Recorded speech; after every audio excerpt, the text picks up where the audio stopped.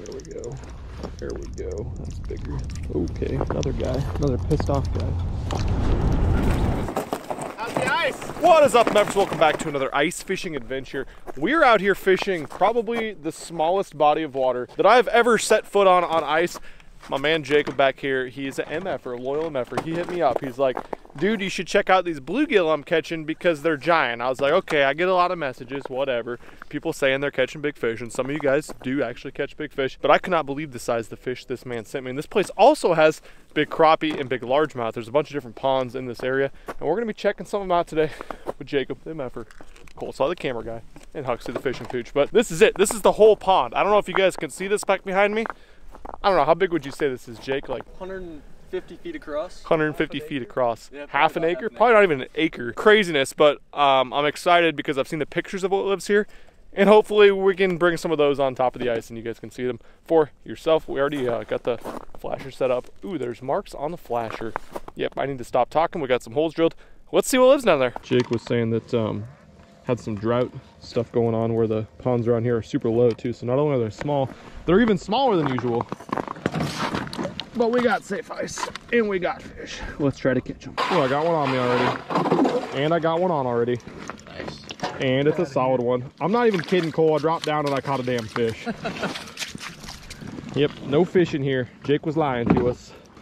That's not a gargantuan, but that's a nice little 7-8 inch bluegill. Get us rolling this morning. I like it. We're not gonna struggle today, it doesn't seem like. We got my nice cleats. Sick. Let's see if we could repeat the process. Oh yeah, we already got one off again. Ooh, he might be smarter, which means he's probably bigger. Oh God, Jacob's hooked up. Very nice. Ooh, a bass. I was gonna say, that's gotta be a big gill. He's pulling a little bit. So many fish. Little bass action. Dude, that's badass. Come on, Timmy. He got a taste. He wants more, and we got his ass. We got him. Another bluegill. Another solid bluegill, too. It's crazy that there's this quality when there's that many in here. Usually they're stunted. Beautiful. Sweet. Let's go over there. Oh. You bet. We got flickers.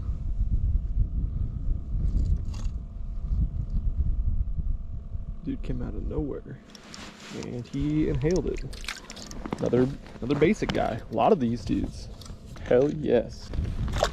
Another one on the screen. It is 7.5 feet deep here. Basically all I'm doing is I'm dropping this little tiny teardrop about a foot off the bottom. All these bluegill are generally will stay near the bottom, or at least they'll come in around the bottom. I think they usually are about 6 inches to a foot off. God, they're just freaking everywhere. Jacob put us on the juice. That's a bigger one there. They're growing. They're getting bigger in size.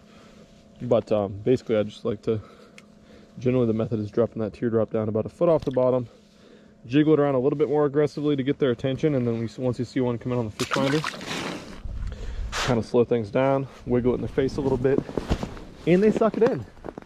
If there's no fish there, you move to a different hole. Oh, yeah, there's a better one. Jake has got 2 bass. He's in the bass hole over here. Yeah. Nice little clean water fish. Pretty guy. Can't see my jig on the screen at all. Dude. That is a bluegill. I thought it was a crappie at first. It's so white. He's got like some pigment issues going on. And he's got the black spot disease. Look at that. Poor guy. Yeah, I've never caught him. Everyone watching this video is probably talking about how good at eating these are. You guys are right. Bluegill are delicious, but you gotta be careful with tiny ponds like this, bodies of water. You can have a huge impact on the ecosystem if you start keeping a bunch of fish out of them. Doubled up. Oh, that's a better one. That's an improvement. That is an improvement. Nice. Nice tall, probably. He's a tall guy, he's not that long. Probably 8-ish, 8.5. Good eater size. Come on, eat it. Eat it, Timmy. Come eat it, Tim.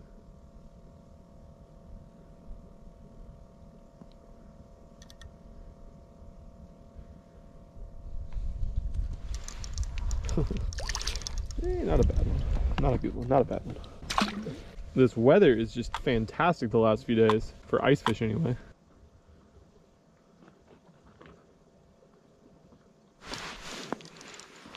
There we go. There we go. That's why they're coming in slower. They're bigger. Having a hard time fooling them in this hole, but when they come in, they're the right ones, I think. That's the biggest one I caught today, I think. You bet. Thick one.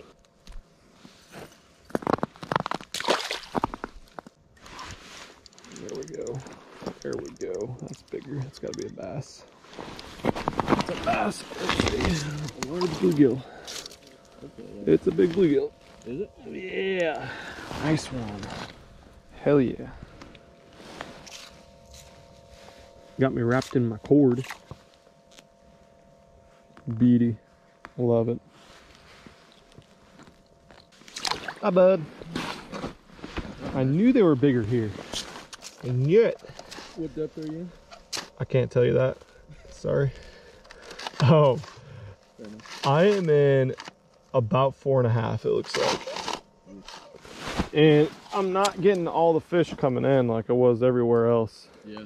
Weird. It's like just one at a time, and it's really tough to make them bite because I think they're all like those. So I don't know, maybe the biggest ones are even shallower. Yeah. I know a lot of people fish. There we go. Okay, another guy, another pissed off guy. Oh yeah, Jeez. biggins. Biggins, it's a biggin hole. That one's, I mean, that's starting to get a little bit of forehead syndrome. He's got the beak forehead action. I like it. Now we're growing. Get out of there. Nice, pretty fish. Down. That could be better. Yeah, bud. Oh, doubled. Nice. Doubled. I'm coming over there for that one. You definitely got me. I got a little female. You got a bigger male for sure. That's a good one, dude. Yeah. Hell yeah. They're starting to roll in now a little bit.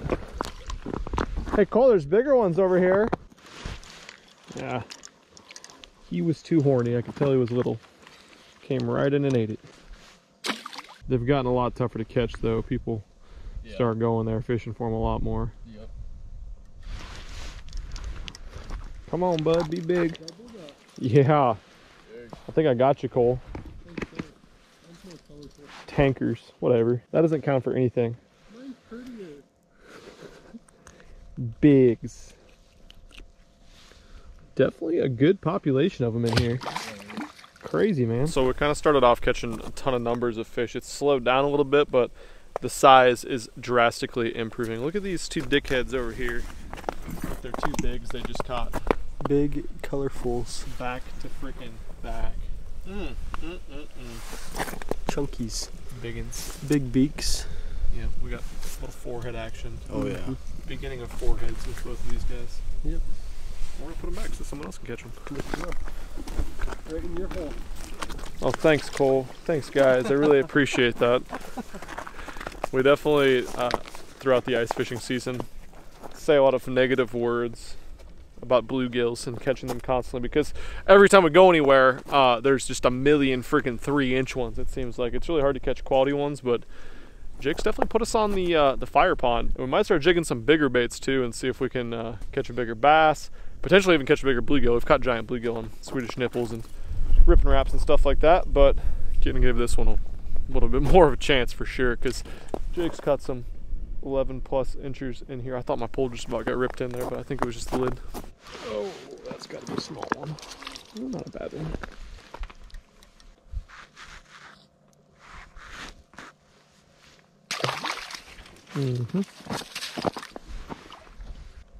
Come on, bud. Oh, he came up and ate it already. Out of his mind. Out of his mind. Yeah, Cole increased the size of his bait and his fish are getting smaller.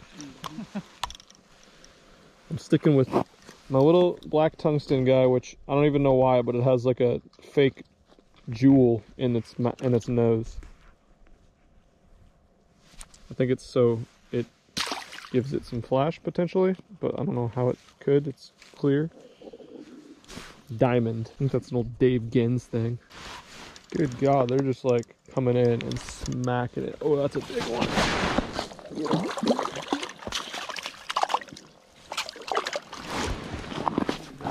Nice, nice, nice. I got a big one, Cole. Beautiful fish.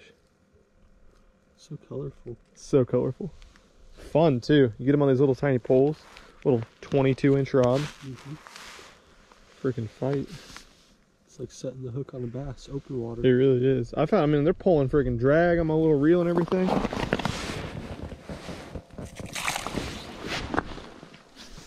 Beauty.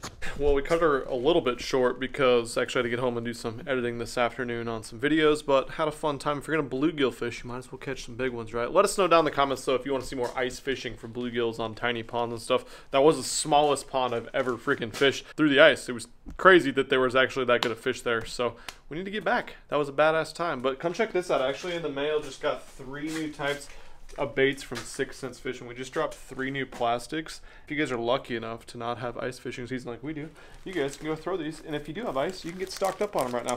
All 3 of these are gonna be good. You've already seen me catch fish on one of them, but this is a brand new bait. It's called the Hog Walla. It's a lizard creature style bait, and it's gonna catch fish for so many different people. It was designed by the guys down in Texas that Carolina rig on the East Texas lakes like Rayburn and Toledo Bend.